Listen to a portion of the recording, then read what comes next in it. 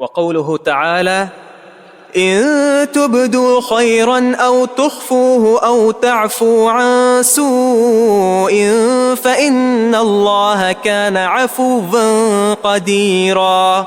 وقوله وليعفوا وليصفحوا ألا تحبون أن يغفر الله لكم والله غفور رحيم. یہاں اللہ تعالیٰ کے معاف کرنے کی صفت یہ وہ ثابت ہو رہی ہے کہ اللہ تعالیٰ بندوں کو بخشتا اور معاف کرتا ہے.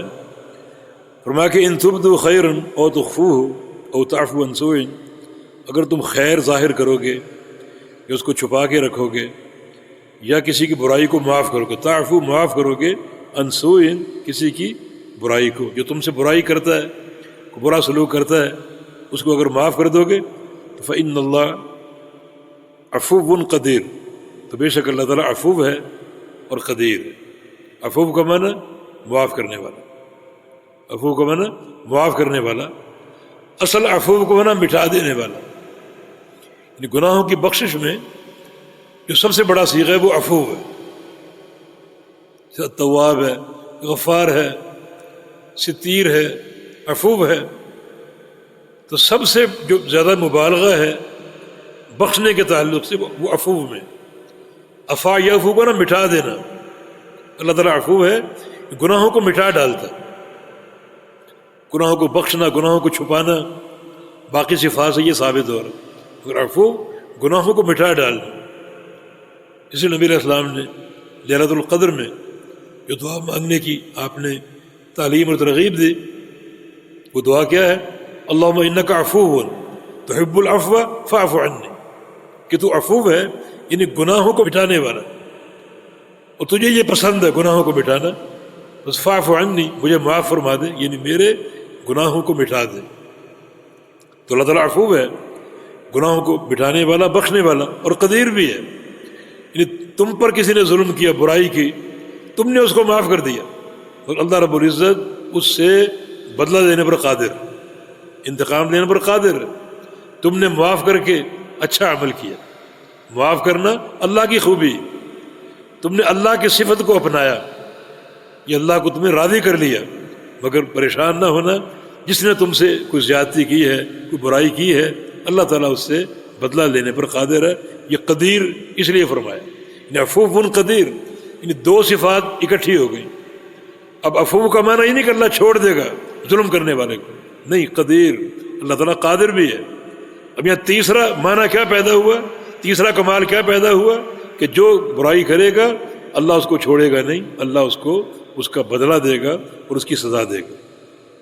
اور فرمایا کہ وَلْيَعْفُوا وَلْيَصْفَحُوا، معاف کرو، درگزر کرو.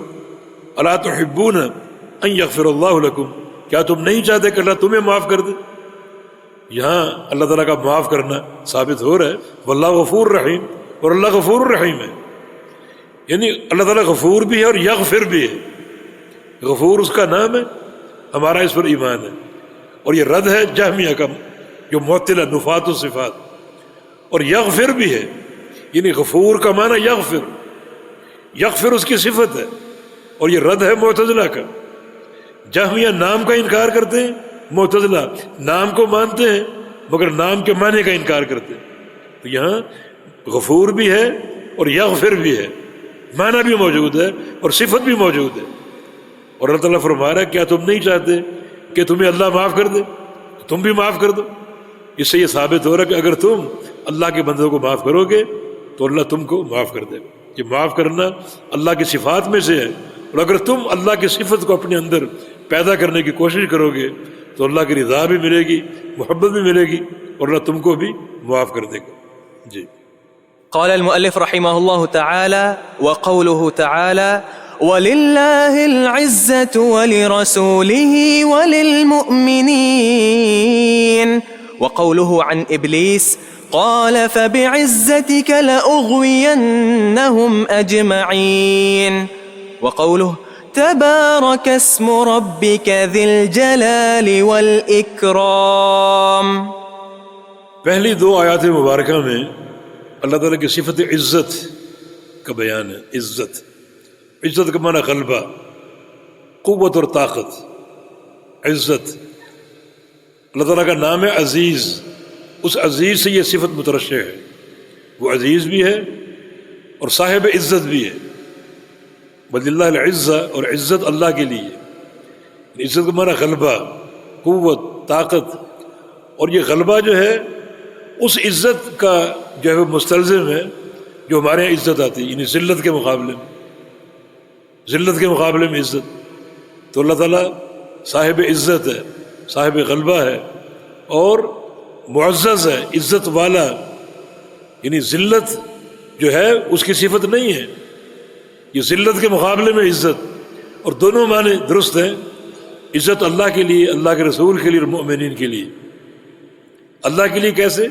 جیسے اللہ کے شایان شان ہے، رسول کے لیے کیسے؟ جیسے رسول کے شایان شان ہے، اور مومنین کے لیے کیسے؟ جیسے مومنین کے لیے شایان شان ہے، تشبیہ نہیں ہے۔ تو عزت یہ عزیز سے ہے، تو عزیز کا انکار جہمیہ کرتے ہیں، جبکہ عزیز اللہ کے لیے ثابت ہے، اللہ کا نام، اور عزت کا انکار معتزلہ کرتے ہیں، اور یہاں عزت کا اس بات ہے جو کہ رد ہے معتزلہ کا۔ وقول ابلیس، اور اللہ تعالیٰ نے ابلیس کے بارے میں فرمایا تھا، قال، ابلیس نے کہا تھا، فبعزتک، تیری عزت کی قسم، لأغوینہم اجمعین، میں گمراہ کروں گا ان سب کو، تیرے تمام بندوں کو گمراہ کروں گا۔ یعنی ابلیس نے اللہ تعالیٰ کی عزت کی قسم کھا کے فرمایا تھا۔ اور اگر عزت اللہ کی صفت نہیں ہے جیسے کہ معتزلہ کہتے ہیں تو قسم غیر اللہ کی ناجائز ہے، یہ توحید کے منافی ہے، یہ قسم کیسے قابل قبول؟ اور ایک حدیث میں، صحیح بخاری کی حدیث ہے کہ جہنم قیامت کے دن اللہ تعالیٰ کی عزت کی قسم کھائے گی، اور بعض مومنین بھی اللہ تعالیٰ کی قیامت کے دن عزت کی قسم کھائیں گے۔ تو اگر عزت اللہ کی صفات میں نہیں ہے تو پھر یہ قسم غیر اللہ کی ہوئی، جبکہ ضروری ہے یعنی توحید کا نقطہ کہ قسم اللہ تعالیٰ کی کھائی جائے گی۔ یعنی قیامت کے روز اللہ تعالیٰ جب جہنم میں سارے جہنم میں ڈال دیے جائیں گے تو جہنم حل میں مزید کہے گی، اور بھیج، اور بھیج، ابھی بڑی جگہ باقی ہے، تمام جہنمی اندر جا چکے مگر جگہ باقی، اور جہنم اور کو بھیجنے کا تقاضا کر رہی۔ پھر اللہ رب العزت اپنا رجل، اپنا قدم مبارک جہنم میں داخل کرے گا، اور جہنم سکڑ جائے گی اور کہے گی، قط قط بعزتک، تیری عزت کی قسم، بس بس، میں سکڑتی جا رہی ہوں۔ تو جو اس کی فراخی تھی اللہ تعالیٰ کے قدم مبارک سے وہ سکڑ جائے گی، تو وبعزتک جہنم نے قسم کھائی۔ جنت میں بھی فراخی ہوگی، تمام جنتی جنت میں چلے جائیں گے تو جگہ باقی بچ جائے گی۔ اللہ تعالیٰ ارحم الراحمین جنت کو سکیڑے گا نہیں بلکہ ینشئ اللہ لہا خلقا آخر، اللہ قیامت کے دن اور مخلوق کو پیدا کر کے اس خالی جگہ لا کر بسا دے گا۔ جہنم کو سکیڑ دیا جائے گا اور جنت کو نہیں سکیڑا جائے گا، اس کے لیے اللہ تعالیٰ اور ایک مخلوق پیدا کر کے اس خالی جگہ لا کر بسا دے گا۔ یہ قط قط بعزتک، تیری عزت کی قسم، تو عزت اللہ کی صفات میں سے ایک صفت ہے۔ تو ان دو آیات میں اللہ تعالیٰ کی صفت عزت کا اس بات ہے۔ وقولہ تبارک اسم ربک ذی الجلال والاکرام، بابرکت ہے تیرے رب کا نام تبارک۔ یہاں ایک تو تبارک کا اس بات ہے اور ایک اسم کا۔ تبارک، یہ تبارک یا تبارک، یہ صیغہ اللہ تعالیٰ کے لیے صرف ماضی کے صیغے میں استعمال ہوتا ہے، مستقبل میں نہیں، مضارع میں نہیں، صرف ماضی، اور اللہ کے لیے مخصوص ہے۔ یعنی تبارک میں جو برکت ہے وہ اپنی انتہا کو پہنچی ہوئی، مخلوق کو تبارک نہیں کہہ سکتے کہ تبارکتا، اللہ کو کہیں گے تبارکتا یاد جلال والاکرام، تبارک اسم ربک، انتہائی برکت، مخلوق مبارک ہے، صاحب البرکہ ہے۔ مخلوق کے لیے بارک یا بارک یبارک استعمال ہو سکتا ہے، تبارک نہیں۔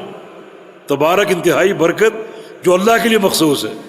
تو تبارک اسم ربک، اسم، نام، تیرے رب کا نام۔ کون سا نام؟ سارے نام، کیونکہ اسم مفرد ہے اور مضاف ہے۔ جب اسم مفرد اور مضاف ہو تو جمع کا معنی دیتا ہے، اس میں عموم ہوتا ہے، جیسے ان تعدوا نعمت اللہ لا تحصوها، تو کون سی نعمت؟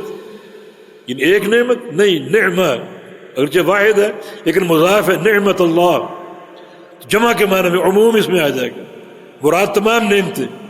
تبارک اسم ربک، تیرے رب کے سارے نام بابرکت ہیں، سارے نام بابرکت ہیں۔ تو اس میں اسمیت اللہ کے لیے ثابت ہو رہی ہے کہ اس کے نام ہیں۔ نبی علیہ السلام کی حدیث ہے ان للہ 99 اسما، اللہ کے 99 نام ہیں۔ تو لفظ اسم اللہ کے لیے ثابت ہے، اس کے نام ہونا ثابت ہے۔ یہ رد ہے ان جہمیہ کا اور نفات الاسماء والصفات کا جو اللہ کے ناموں کو نہیں مانتے، ان کا رد ہے۔ جی